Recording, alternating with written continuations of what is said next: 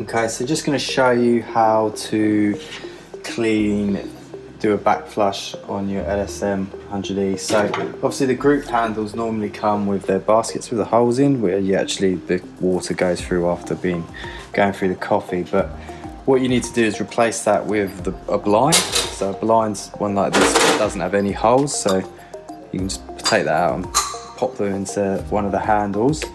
And then what you can do is, I'll show you why you do it. So if you put the blind in and you press on the continuous pour button, I'll stop that. So you see straight away that was clean. Now it's got all this horrible sort of dirty coffee, which obviously builds up around the seal and screen and can go back into the machine. So this is why we actually do a back flush, because the idea being we want that clear water, don't want it coming out filthy. So what I always do first is get my brush, group head brush, and actually get up and around here and get that out as much as you can. What you can also do as well, but be careful not to burn your hand on this one, is as the hot water's coming out, if you put it in but don't turn it fully, you see how you get the hot water spraying out everywhere?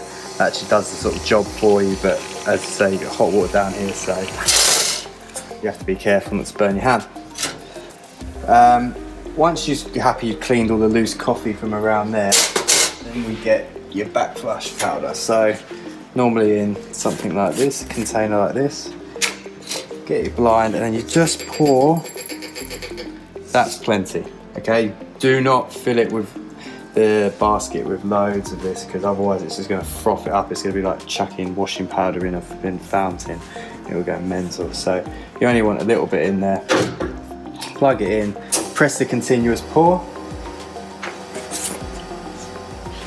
and you're going to just let that go, okay? Because the idea is it fills that up, and then once it's filled it up and it can't obviously come out because it's a blind, it goes back into the machine and starts cleaning out that way. And let it run for about 30 seconds, then press the button. And what you'll hear is actually, if you can hear the drain, you hear the water like going out of the drain and so on, so it doesn't just stay in there. And then I always repeat that, and so I'm going to do it about 3 times.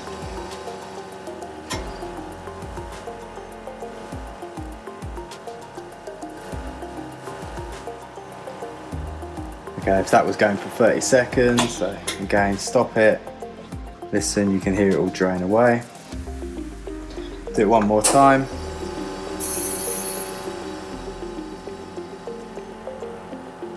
Now what I always do is on the third one, again, you have to be careful here, but I'm going to undo it whilst I've still got pressure in there, so there is going to be water pressure, so you will get it start spraying around.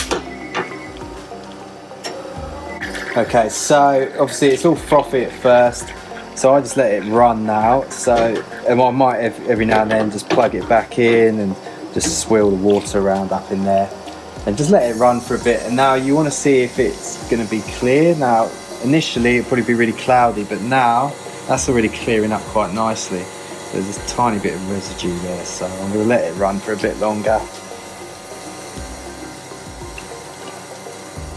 See, that's pretty clear, especially when you compare it to the first one we did before the back flush, so that's really good. So we've cleaned those pipes out, and that's why you want to do it regularly. You want to be doing this, preferably every day, really. And so now we've done this head, so obviously we repeat the process with that head now, and then you're ready to turn the machine off.